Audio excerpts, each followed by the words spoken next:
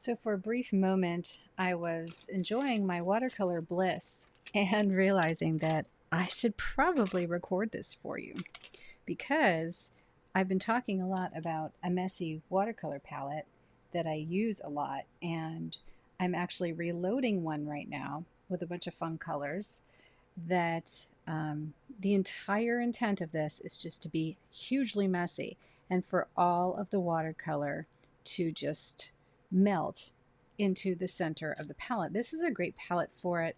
These actually are Mission Gold colors. So I have such a huge collection of watercolor, to be honest with you, that this does not interrupt my regular programming at all. So if you only have a limited amount of watercolor, you might not want to create a palette like this because, you know, it will get messy and there will be maybe some things that you won't want to combine or not how you won't know how to deal with them. But at the same time, I have a palette just like this for this, and this is what it looks like. So I thought I would record it as I was loading in some of the colors here and showing you how I let them all kind of come together. And over the next few days, I will paint with this palette only so that you can enjoy all of the juicy, new, freshly poured watercolors moving forward. And Mission Gold is it's a good brand. It's an okay brand for beginners, I think, because although it's not the highest quality watercolor, it still is considered a professional watercolor. They have a lot of pigments that are single pigments that I just love, including this one right here that is the peacock pigment. It's like it's almost like their peacock is almost like a phthalo blue.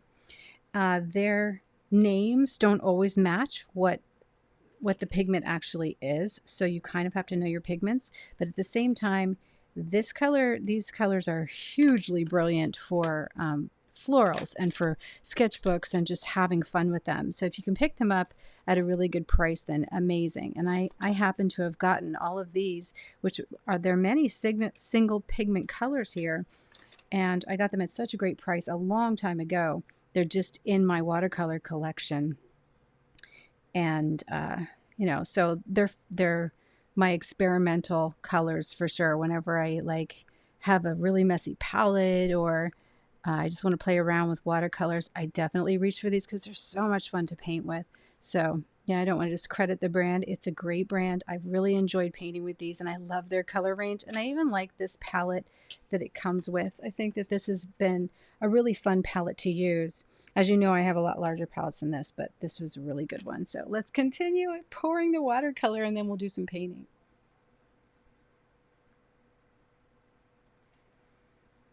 Here we got you a much better view. So I have a box full right now that I'm working on here. And let's see, what else? So I think I'll go through, like, we've got yellow ochre. I'm trying to go through the ones that are already opened so I don't have to open anything. Quinacridone Crimson Lake. I'm also going to make a new swatch chart for this because this is so old. This swatch chart literally is like 4 years old. I think I already did this one. Crimson Lake. That's this one here. Yeah, we already did that. Looking for the browns. Rose Madder I did. What is this one? This is the cerulean. The peacock. Cerulean blue. Let's see if we have any cerulean. The cerulean blue from this is just a gorgeous blue. Again, the peacock and the cerulean, they're kind of close to a phthalo. Cobalt blue. Cobalt blue. This is a great cobalt. Here's the cerulean. All right, cobalt blue hue, 5420. So if you look on this, this is made with PB29 and PB15.3. So it's not a single pigment, but it is semi-transparent. It has a good light fastness rating, and it's semi-staining. So still great qualities in a watercolor. And I honestly, I have paintings from 4 years ago when I first bought these. Now, of course, if they are expensive, because I noticed that the price of these has really gone up. If these are expensive for you, where you are, then definitely don't buy these over Schmincke. The Jackson's affiliate links that I always share for Schmincke are amazing and really, really good as far as price. Cerulean blue. So as you notice, I'm filling up my little wells here, and I'm letting a lot of the watercolor. I'm filling them as much as I can, and then I'm letting a lot of the watercolor blend over. And the reason why I'm doing that is to encourage them to mix, so that it's almost like a force mixing. Now these colors obviously are arranged in a way that really work well together. So these oranges and these yellows, if they mix and mingle, they're fine. And you know, the blues, or the blues in this side of the palette, if they mix into the yellows, they're going to make some gorgeous greens. If they mix into the pinks, they're going to make some gorgeous purples and ranges. The only time is if they cross the aisle into the oranges, you're going to get more neutral. So you definitely want this to be the buffer in between these two. That's why I love the way this palette is set up.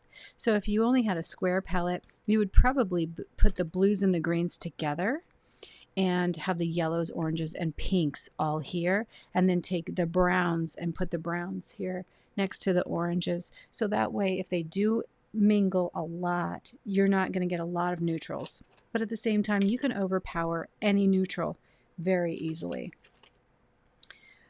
So I did this. I don't see the Prussian anywhere, and Prussian is beautiful in this specific line. Whenever I use the Prussian by Mission Gold, I'm always reminded of how pretty it is. But again, there are other Prussian blues. This Prussian blue, I do notice though, it does fade in this line. And if you look, it's got a 4 light fastness. It could just be, it's a semi-opaque and it's staining. I tend to love my Schmincke Prussian more, and I depend on my Schmincke Prussian more, but at the same time, this is my messy, fun watercolor palette, meaning that it's very unlikely any of these colors are going to exist on their own. So when I paint with them, it's not just going to be a Prussian. It's going to be Prussian and peacock, or Prussian and ultramarine, or cobalt. So if it does have any fading, which it doesn't say it does on this tube, but if it did, it would compensate, you know. And again, this is my fun palette. So if I were going to do a professional palette, which I do have a professional one that's very messy like this, it has the professional watercolors in it. But I'm just so tired of seeing these just go to waste. I really want to use them. And again, I opened this palette and I saw how empty it was, and I was like, oh, time to fill it, because we were you guys and I was discussing how I have a messy palette and I love to work with my messy palette. This is ochre.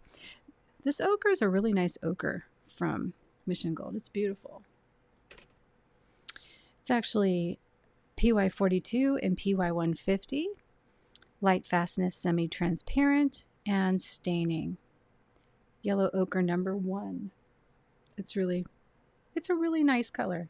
It does separate a little bit from the when it's sitting in there for a long time, but again, you can just take your palette knife and you can fudge around with it a little bit.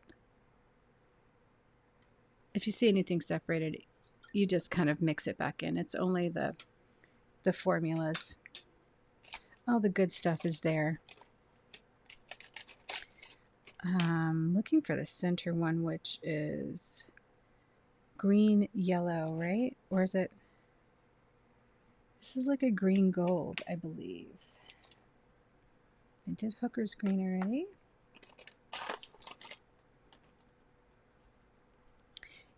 Yellowish.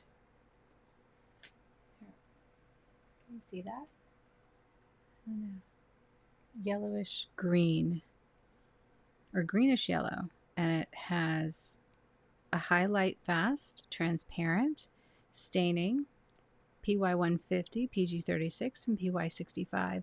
By the way, I meant to tell you guys, I am going to be making a master list of all of the pigment information on the most common colors, and doing a lot with that for you, and I'll make it available on my group page. So below the video, that's linked up.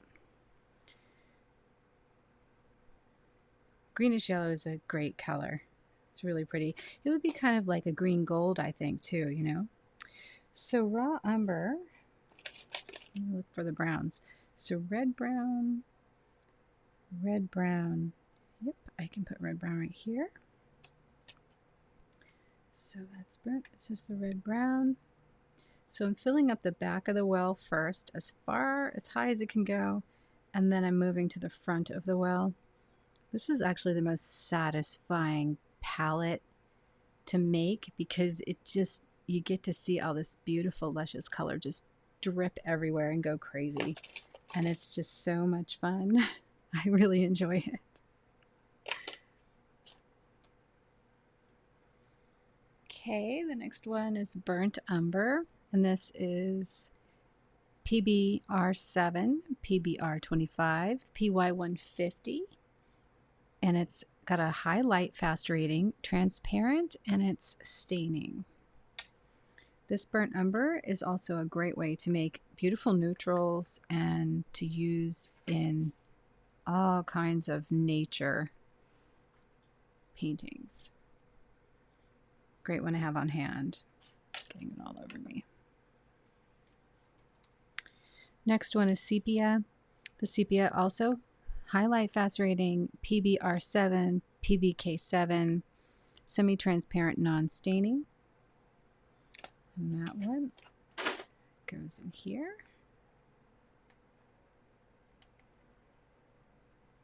I'm just going to let it spill over just a bit there. I don't let the browns spill over as much as I let the blues, greens, and all of the reds and oranges because I use more of the mixes here, and this I just kind of dabble in it a bit. I much rather prefer lots and lots of beautiful green tones, and then just this little bit over here will be my my browns. And maybe I'll do like, you know, some different mixes, but I like to have a lot of space over here for those. So just FYI, if you're doing one of these, that's how I tend to do it. So this is raw sienna. Oop, I'm putting it in the wrong place, but that's okay. Wait, burnt sienna, raw umber, raw sienna. Oh, did I already do this one? I think I already did this one. This is really strange. It's got like a different color look to it. Huh. That's the light red, burnt sienna, raw umber. Oh, well, maybe I don't have raw sienna in here, but that's okay. Where did this raw sienna come from? It's burnt sienna. 569. How strange. I have a color that's not in this palette, and I don't even know how I ended up with it. Weird. Okay. Ivory black. The ivory black highlight fast rating, PBK7. Gorgeous to make moody mixes and to add shades and shadows if you don't want to use blue. Definitely is an overpowering color. I didn't get it quite into the corners here as much as I'd like. But you can mix it with blues, you can mix it with anything to get it nice and moody. I'm just going to scrape this down just a bit.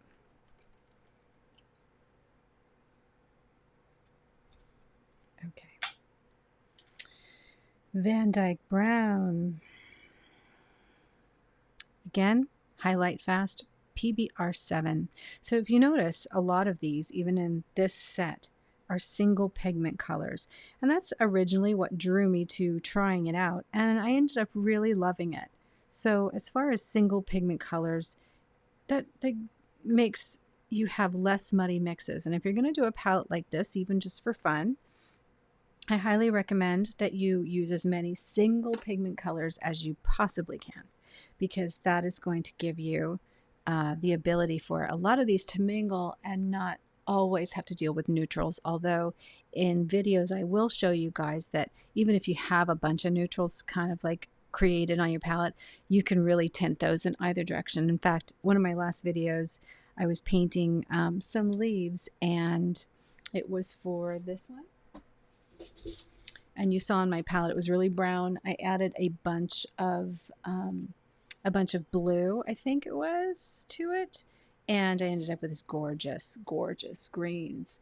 And that was from a brown, like a very neutral brown tone that was left on my palette, that I just went from there and just did it. It was really fun. Okay, here's my last two. So burnt sienna is going to be here. It looks like it. Filling the corners first. Some of these will settle better than others, and like I said, very easily, you can just take your palette knife and go on the outside edge and just press down so slightly, but then run it against the edge of the palette, and you end up with this perfect little thing. Then just rinse off your palette knife.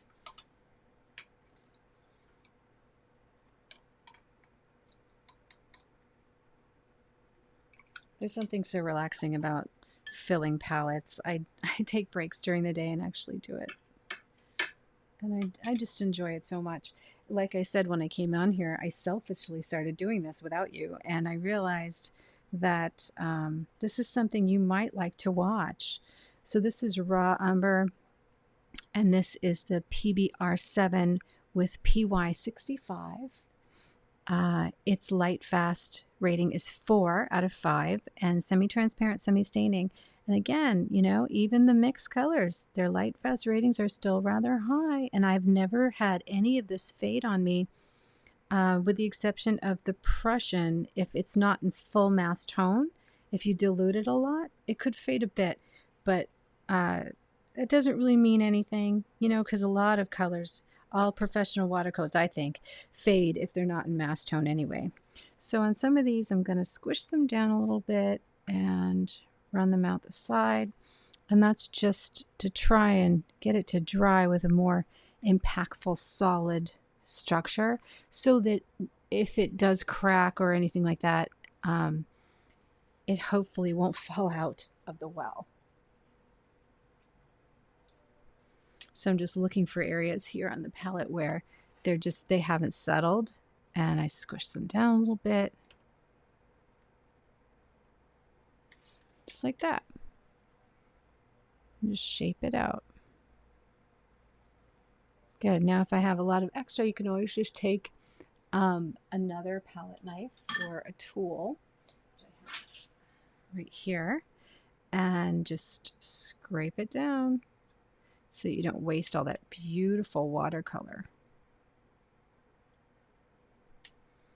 You know, there are some people that are watercolor collectors, and you happen to be looking at one right now. I love watercolor, fell in love with it when I first started in art school, and have collected so many beautiful paints. And in fact, I was speaking with some paint makers just today about this series that I have coming up on the channel for organizing watercolor. So I'm going to show you guys how I organize my brushes and organize the watercolors and do the palettes and things.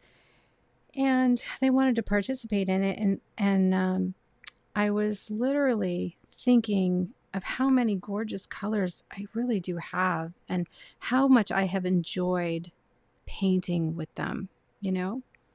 So if you notice here, I went ahead and just smoothed out the blue, and yeah, it touched some of the green, but again, that's just going to make a lovely new mix. So don't ever be afraid of that happening in a palette like this. I say even in palettes not like this, right? This one's a little dry, so this is the indigo. It's always been a little bit dry and tacky, but I just don't want it to, I want it to be kind of smooth in the palette. I don't want it to be clumpy. So I'm gonna do that with it so it doesn't dry like that. My cloth is getting really super messy, which is fine. This is the blue.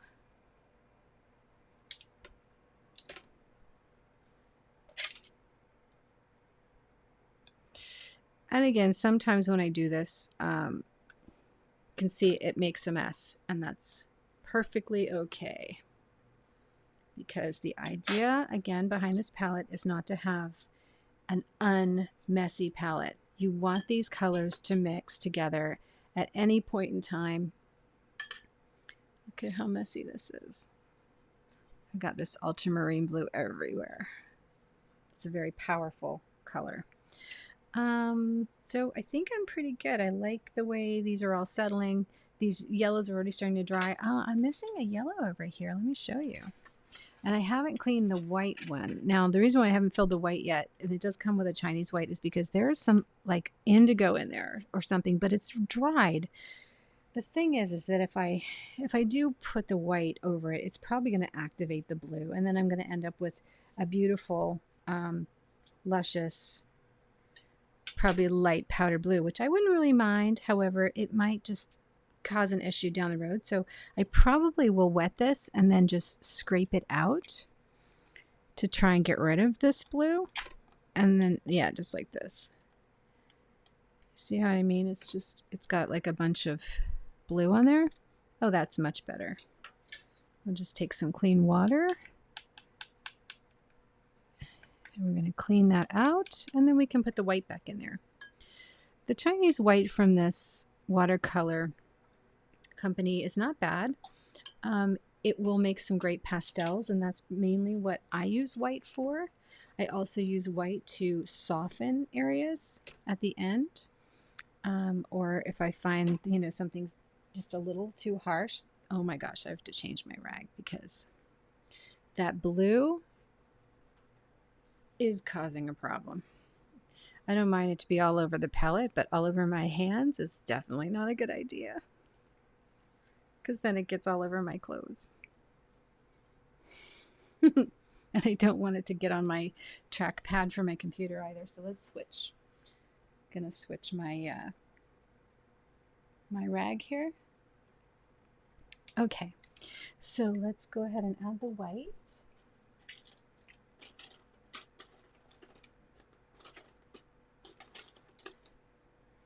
Let's see. So this white is PW6. It's got a high light fast rating. I can't imagine white.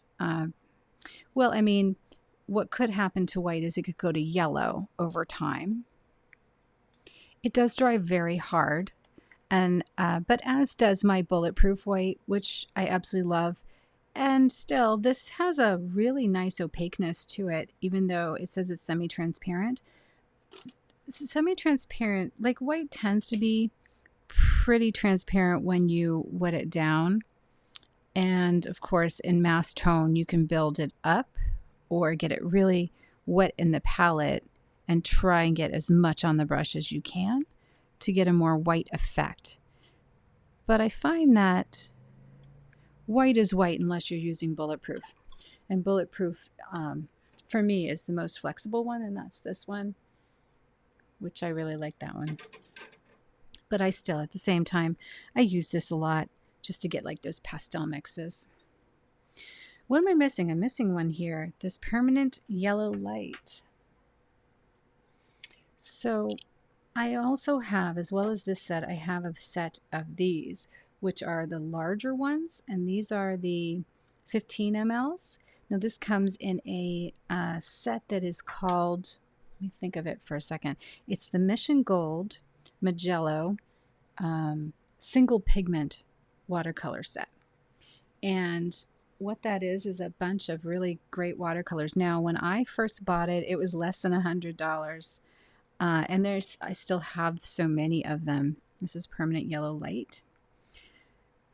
As you can see, I still have the full set. I haven't nearly, because I mostly paint with Schmincke, but I haven't nearly made a dent in this. Now, if your tube is like this, especially with Daniel Smith, it won't open again. So what I suggest you do when you're doing this is put it in some water and then take a rag and with it tilted up like this, just kind of twist it in the rag until some of that caking watercolor comes off. And that will help you be able to get your cap off again when you do open it. Because otherwise it will, you know, if that's not clean, it's going to just be a heck of a thing to get open, especially with Daniel Smith, which doesn't re-wet well. And what that is like, it's almost like it hardens like stone and you can't get the caps off. I end up actually ripping these things open or cutting them open because I can't, even with pliers, I can't get them off without just breaking it and it going everywhere, which is kind of a flaw with some watercolors, even professional watercolors. All right, so we got a really juicy palette here. I'm so excited about this.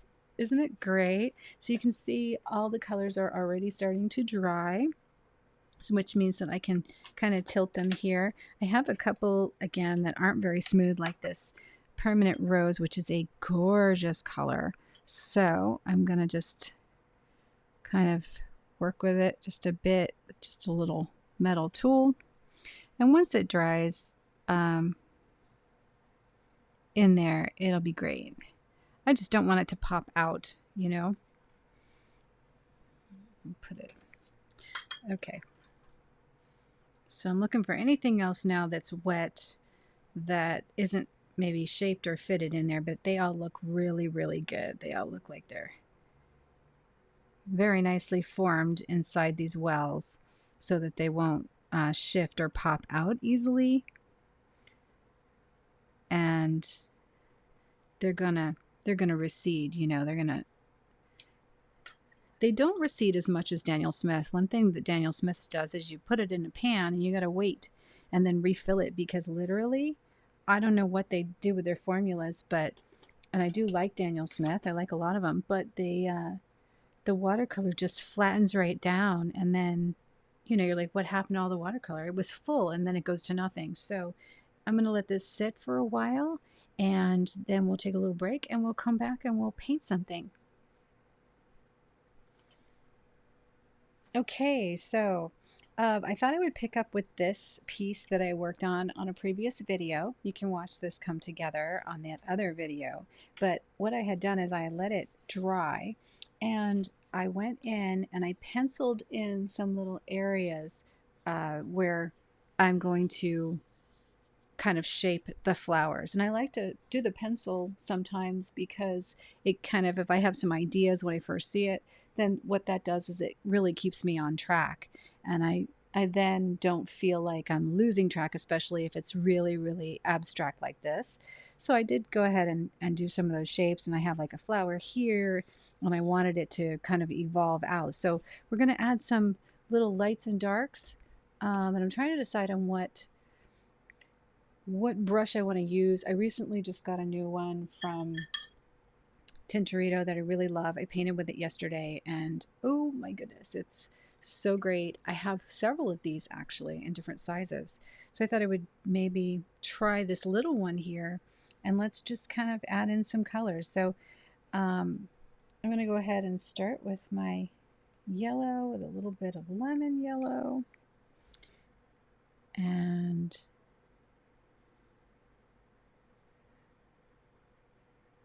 just enhance this shape right there. Then add in a little bit of the pinks with a little bit of that opera.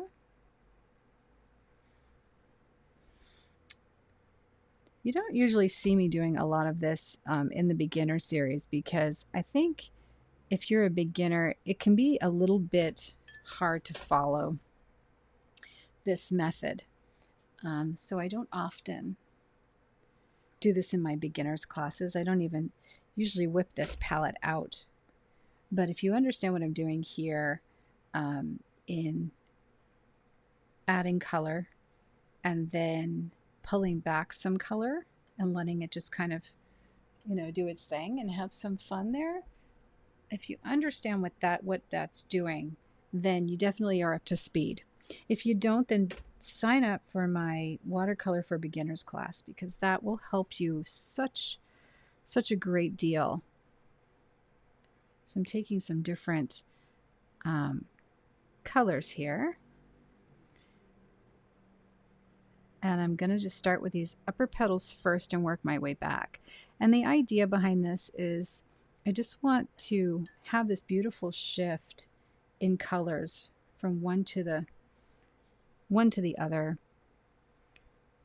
So this is going to be a little darker there, and then we're going to add some upper rose to it.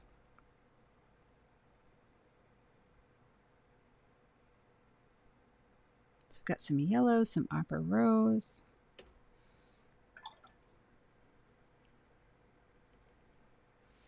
And then going over here. I'm going to really go crazy with the opera rose on this petal. Opera rose has got a really nice transparency.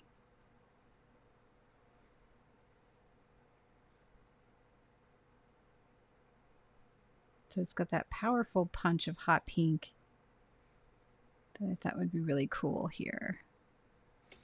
And then let's jump down to here.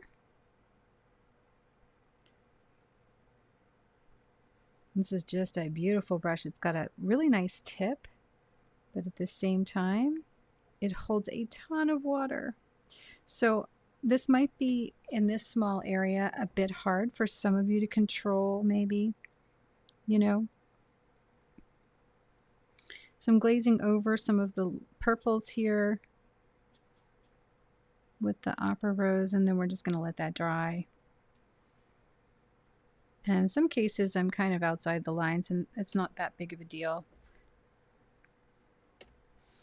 And here, just going to continue to let this blend in these two tones. That's a really nice mix right there. Moving over to this side, I'm going to take some of the red violet and mix it with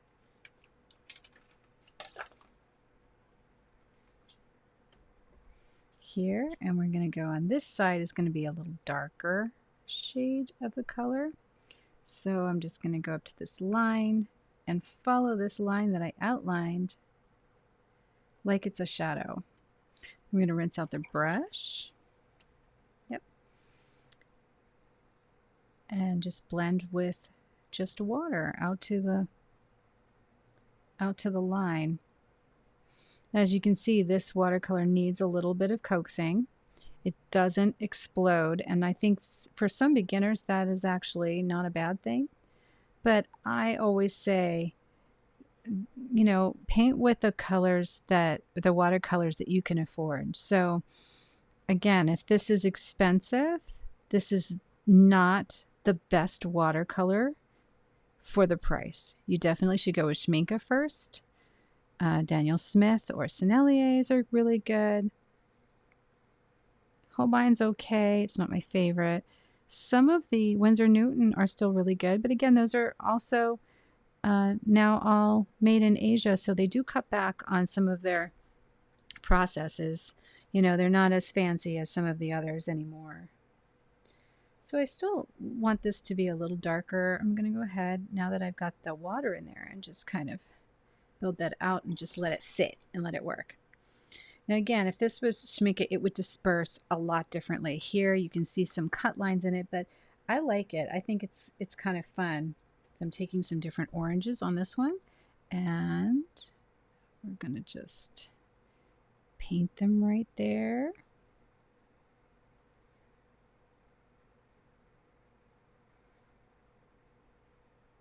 Beautiful. And with a clean brush, I'm just going to pull some back.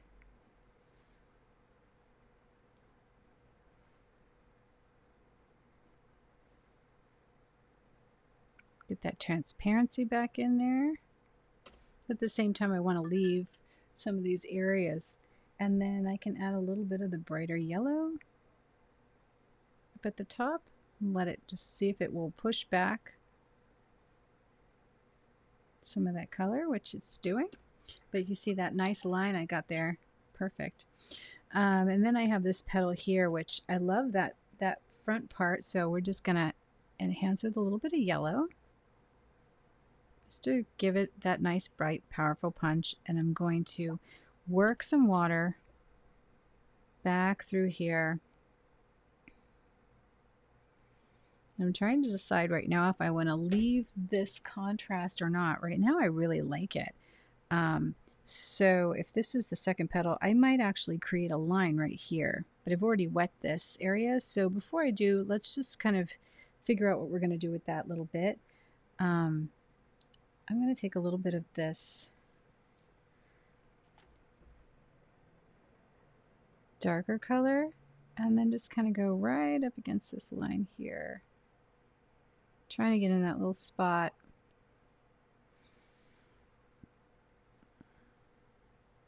This is such a nice sharp point. There we go. And it's bleeding into there, so I'm just going to tilt my paper a little bit and give it a little water. Just push it back against that line. Guys, if you're really enjoying this tutorial, take the Watercolor Florals for Beginners class I have linked below. I do so many really fun projects that are easier even than this. So if this is a little advanced, definitely take that class. You'll learn everything you need to work up to something like this. So here I have, well, right here I have a petal that is in the background. So we're going to go ahead and just drop some water in there. Stay on that back line of that pencil and grab some of this luscious color and just kind of beat it in there.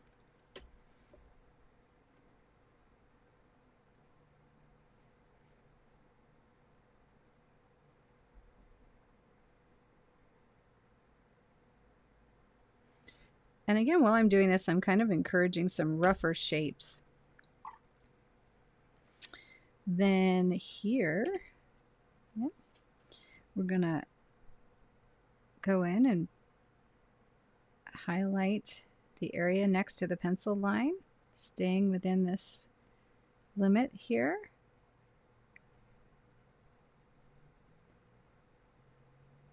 I've already got color on here, so I don't have to go all the way up until the end.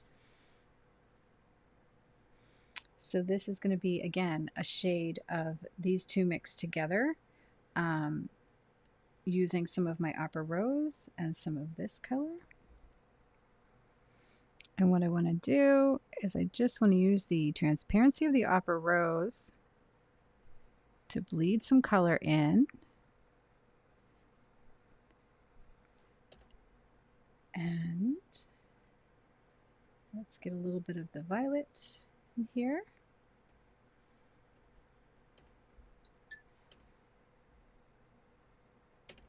And we're just going to let that go right there. Isn't that beautiful? Now, I don't want to really cover all of my shades and shadows, so we can just add a little water, let it bleed here, and if it's too wet like it is, then just keep drying my pen, my watercolor brush off as I just push the color into the corners for that really nice dark. Now I won't want to do anything with these other petals until this is completely dry, because if I touch it now, you know, I probably will bleed them into each other. So definitely don't want to do anything with it. And I'm keeping my paper tilted just a bit, but I can go over here and I'm going to take this same darker color and I'm going to go ahead and feed this line a nice dark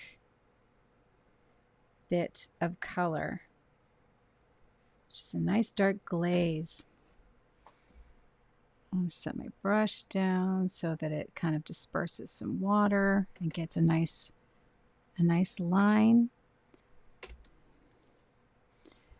And then this is pure pigment over here. So we're going to use that to shape the flower and come back down. And look at how beautiful that looks. So again, a little bit more advanced, I think. And you can let me know. I think that's a little more advanced, what I just did there.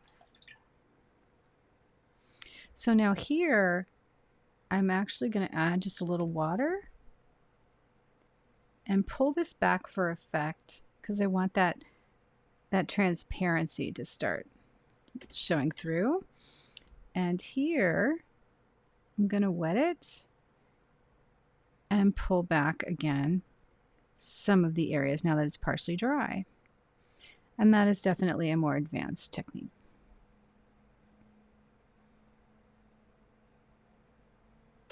Pretty, huh? And then here, I'm actually going to take some color and just kind of sloppily bleed it in there. And then if I feel like some of this can still be pulled back, then I'll just do it with my brush and some clean water. Isn't that gorgeous? See how pretty that is? So pretty. So now we've got these two areas here. I don't want to touch this until this dries, so let's just move on to another flower. Like here, I'm going to grab some of the purples. So I'm going to mix some of this deeper violet with some of our ultramarine blue.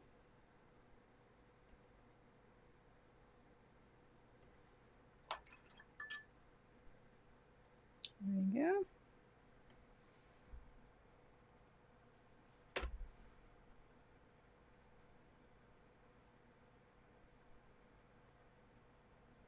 And again, just using the shape of my brush. Another thing I noticed with this this watercolor that I forgot about was when it's drying, it forms like a film over the top of some of the colors. It's not that it's hard to re-wet, but you do have to like use a little bit of scrubbing effort to get it to break through the film. It's like a, I don't know, it's a strange thing. It has to do with, I would imagine, their binder. Maybe some of you guys know what that is, you know, why that happens, but I sure don't.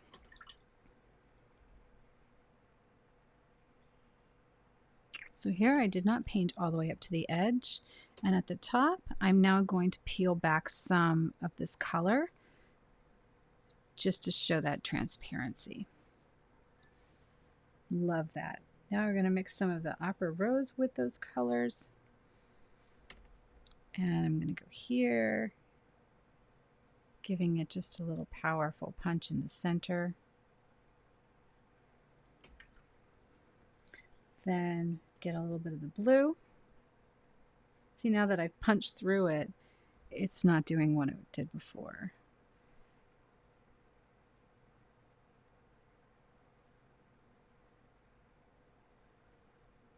So pretty. And the idea here is to kind of get like almost a tie-dye effect on my tulips. When I was walking yesterday, I noticed that so many of the tulips have multiple colors running through them, and they are just driving me crazy. They're so beautiful. So we're going to leave those hard edges there and just come back at it with a little bit of water.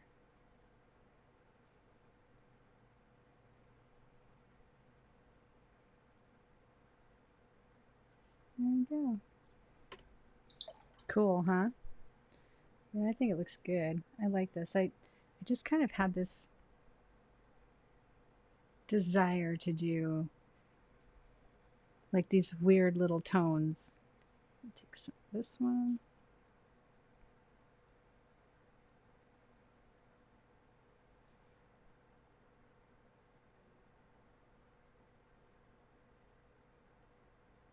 There we go.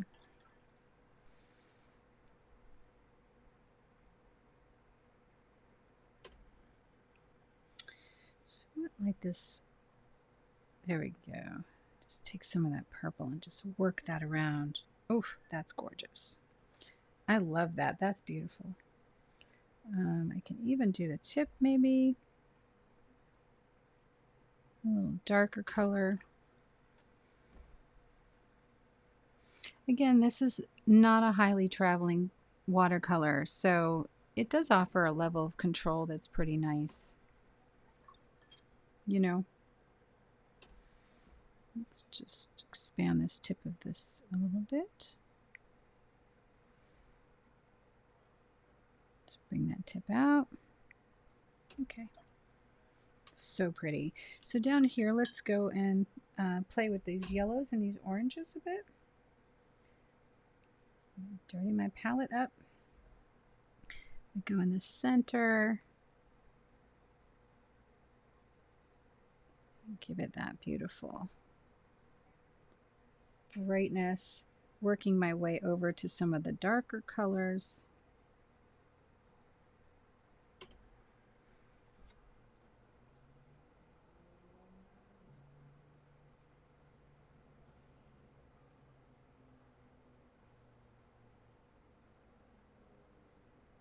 There we go.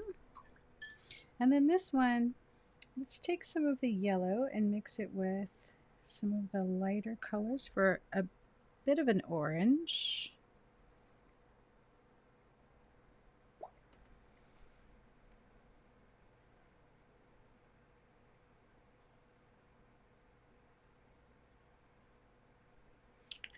And punch up that corner with a little bit of yellow.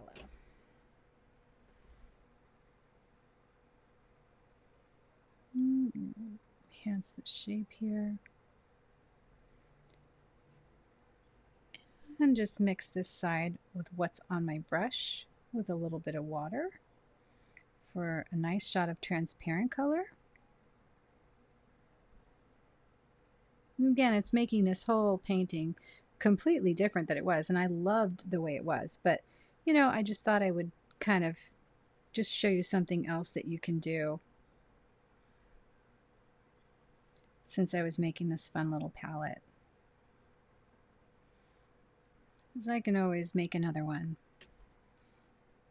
And I love some of these. Actually, I really like this area. I almost want to just leave it alone now that I see it drying. And this is doing a really nice job bleeding. But there's a part of me that wants this back one. So I'm going to remove some color here so that the water isn't bleeding this way. We're going to wait till this dries, and I might go back in and just enhance that. And then here needs to be a little darker because I want one petal to stand out from the other. So I'm just going to build out that line there. And then add a little water on the top end of it so that it's a little lighter in the top than in the bottom. And then this looks to me just a touch too light. So let's go ahead and enhance the corner where the petals would overlap with a little more color. Again, I'm just doing this by eye. And then we're going to just blend with some water up to where that yellow is and leave it. And yeah, I do like that much better. And I think rather than this being too pink, let's hit it with a little bit of some of these orangey deeper tones on one side and then spread it with some water. Then we'll let it dry and see how it blooms. See, there's the film again. Beautiful.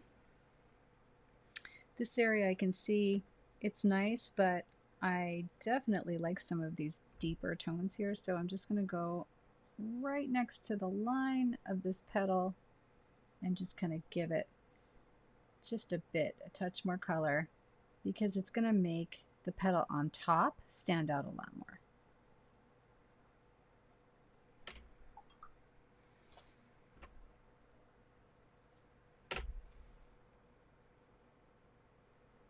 For this being such a soft brush, it actually does a great job in lifting, surprisingly, you know? I wouldn't think it would, but I just don't feel like switching brushes right now. So I'm enjoying it. I really do enjoy these brushes.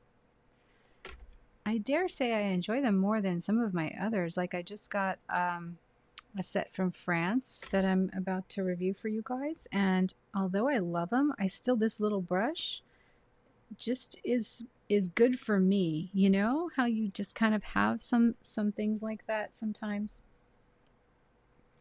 where you just end up with some brushes that you just love and they're just good for you, you know? So in this back area here, I'm going to start darkening up and building up some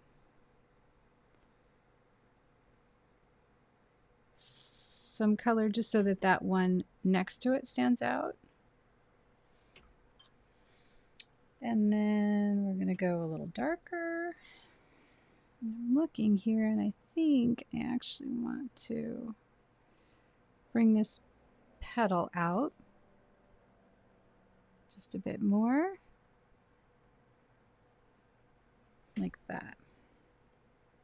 Keep it in the, I don't want to go the violet tones. Let's keep it in the orange tones.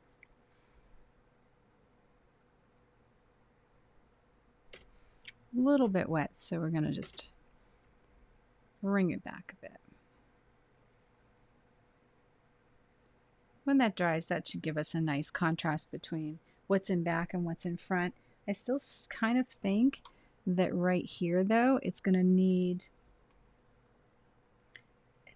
to be a bit darker. So while the water's there, and I have the ability to touch that in with that very thin little tip, I'm just going to touch in some color.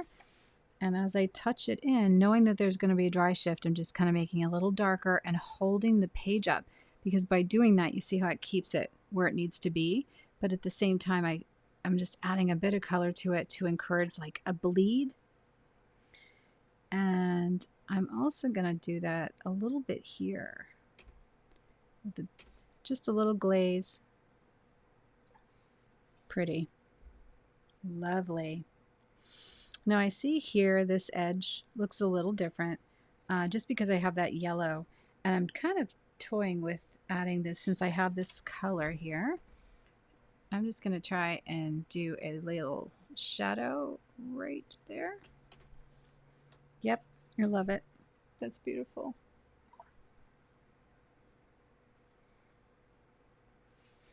So you can see you can really keep going with glazes, adding as the paper dries and being very careful. And even if it does bleed, you know, I still find that it just looks gorgeous either way. It's really, if you're using like a continual kind of stroke, it's really hard to mess up watercolor. You know, watercolor, it can look like anything. It really can. It doesn't have to look like a certain thing, you know? Like right now, I'm just kind of giving this some tonal shapes, right? So like going with my gut instinct, I'm just like, oh, I kind of like this being these geometric shapes here. So I'm adding the darks where I feel like they should be and blending them in.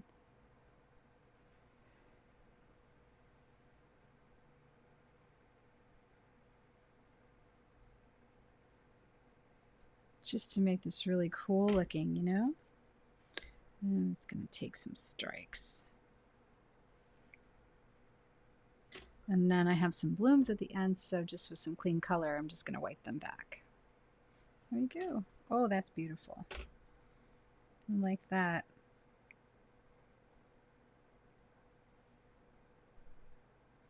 There's that shadow that I wanted to go back and do.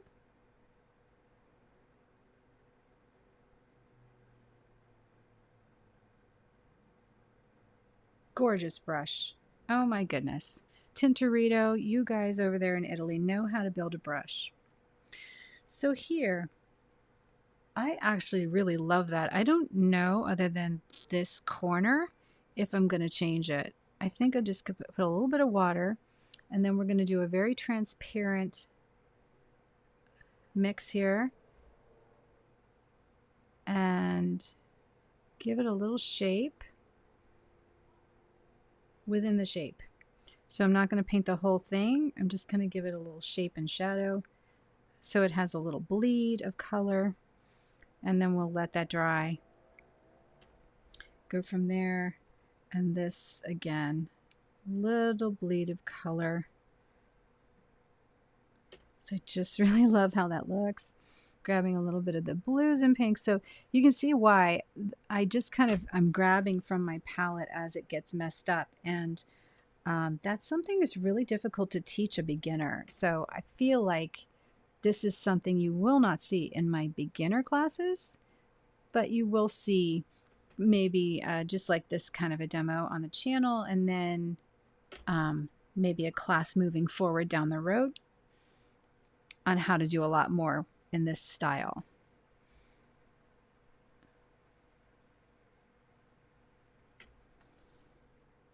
It's just a very loose artistic style. Okay, I really like this. This is beautiful. So I'm going to let this dry. And again, guys, I hope you enjoyed watching me paint this. It's by all means, it's not finished in my eyes yet. I still have some other things that I'd like to play around with it, but I'm going to let it dry before I do that. And I will share this in the group page as I move along. So I hope you enjoyed hanging out with me as I created this palette. It's going to get messy on this channel, and I'm really excited about that. And I hope you guys paint and paint and paint and just do a bunch of really cool stuff. All right, I'll talk to you soon. Bye.